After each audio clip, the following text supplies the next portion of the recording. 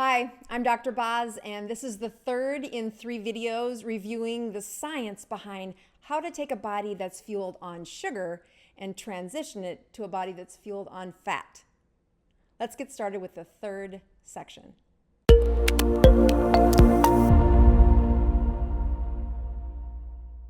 If you've tuned into the previous videos, you'll know that there's 5 phases of this transition.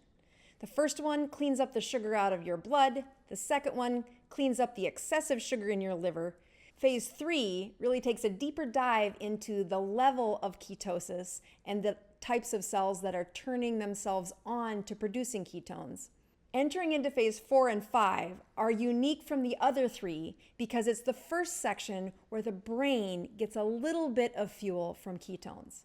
Let's start with phase 4. Most of my patients don't begin a ketogenic diet with a strict fast, and I wouldn't recommend it.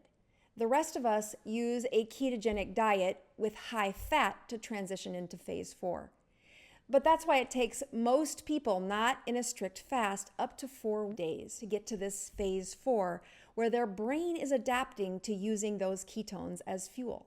In a strict fast, you entered phase 4 at 2 days. That means 2 days of no calories, and you started to produce ketones and transition your body and brain into using fat as a fuel. In phase 4, your muscle cells and your fat cells now are 100% dependent on ketones. They have fully adapted. You still have the resistant parts of your system, like your red blood cells, this really inner part of your kidney, and your brain that are mostly glucose dependent. Very little cells in those sections are using ketones yet. In phase 3, if you did have any blood ketones you were monitoring, you can see a pretty high peak of ketone production as your cells start to turn on and make ketones faster than the rest of your body knows how to use them. By phase 4, we get a better match by the cells in your liver producing the ketones and the rest of your system knowing how to burn them as fuel. In fact, this might be a great time to remind you, why are those ketones in your urine in the first place? Didn't we work really hard to figure out how to make them? And wasn't that supposed to be a fuel source for my body? So why am I wasting it in my urine? This is actually a very important part about why ketosis is a safe process for most people to use.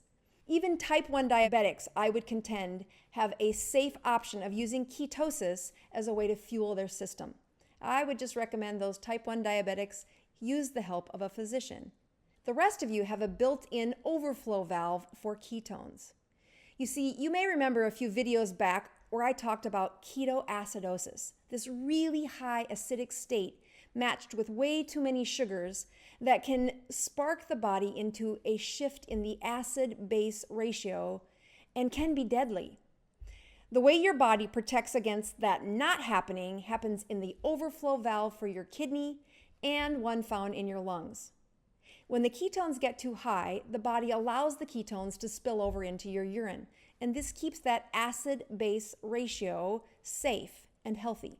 Your heart beats normally, there's no funny stuff that goes on with your brain, it doesn't send you into a coma like can happen when the acid-base ratio gets off. If there's one thing to lower the frustration about why those ketones are in your urine and not being used as a fuel, I remind patients that these used to be fat calories. So you are literally peeing out fat calories in the form of ketones.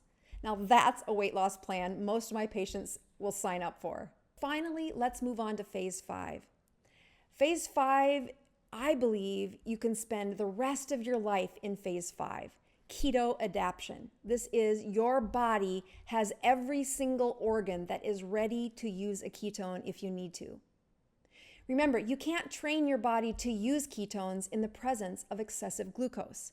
Your body will always choose glucose first, and there's those stubborn organs in your body that are very protective from where their fuel source comes from. Specifically, I'm speaking about your brain. Your brain is very protective from where it gets its fuel. In fact, there is a mantra that the brain can only use glucose as its form of fuel. This isn't true. It can't live only on ketones, but it can be adapted to use ketones for fuel. I like to describe phase 5 as the well-oiled machine that your body was designed to be. And this keto adaptation is a system that repairs quickly, a brain that sleeps deeply, and has focus that lasts beyond what I ever expected was capable as I aged. I contend that the brain fuel that your body gets from being keto adapted lowers the symptoms of depression, decreases the mental problems found with aging and a history of inflammation in the brain. And when you get right down to it, there are so many medical problems that cause this slight microscopic inflammation of the brain. In fact, many of my patients don't believe it's possible for their brains to work so well until they hit this final phase of ketosis. So how do you get to phase 5? Well, there's a fast way and a slower way. The fast way is to go on a strict fast for 40 days. Yeah, most people won't sign up for that. They're not ready to give up food for 40 days. And I wouldn't recommend it. Most of my patients do have a chronic inflammation or a chronic illness that will become exploited as they shift the chemistry within their systems. Taking that chemistry shift and doing it in a much more reasonable pattern and pace allows for success. And this isn't a race to the first ketone.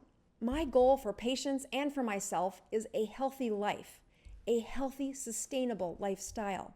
And I contend a ketogenic diet is the best way to get them there. Changing habits is hard, and by adapting a ketogenic diet as opposed to a strict fast for 40 days, my patients are amazed and often overwhelmed by how many places our society uses carbohydrates. We celebrate with them. We bring them to funerals. You've had a stressful day, we use them. They're found in nearly every processed food that we consume and in a lot of foods that were considered healthy for my whole life. I'm going to end this post by showing you what my ketones and sugars are. As I record this, I am on about the 40th hour of fasting, and I've done that on purpose. Because I was recording this blog post, so that puts my sugar at 97. I also fasted because I wanted to have the best concentration for this recording. Doing a glucose and then a ketone monitor. Checking my ketones is also something that I've learned helps keep me accountable, as well as proves to me which phase I'm in. When I fast for up to 48, and this is a 72-hour fast that I'm reaching for, I can find that I push my ketone production up higher, and for the subsequent week or two, my morning fasting sugars are better. As I shared with you before, I was insulin resistant as well. I had carried that extra weight for a couple of years, and my system got really good at producing insulin and storing sugar.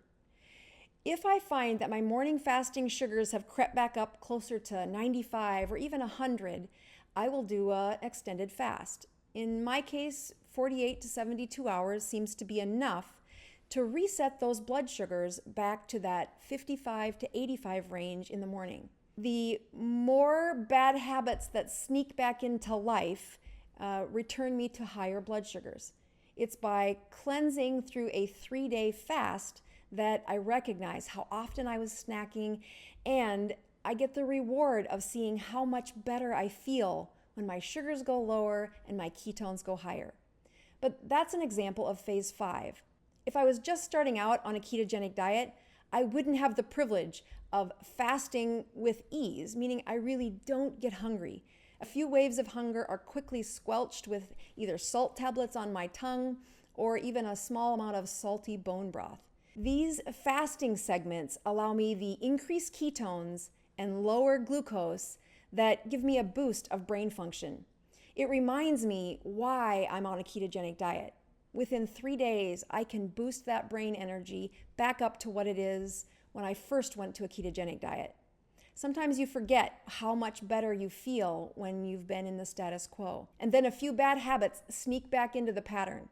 Before you know it, my fasting sugars are back up in the 90s. and I'd like to keep them, I feel, best when they're in the 70s to 80s. I hope you've enjoyed this.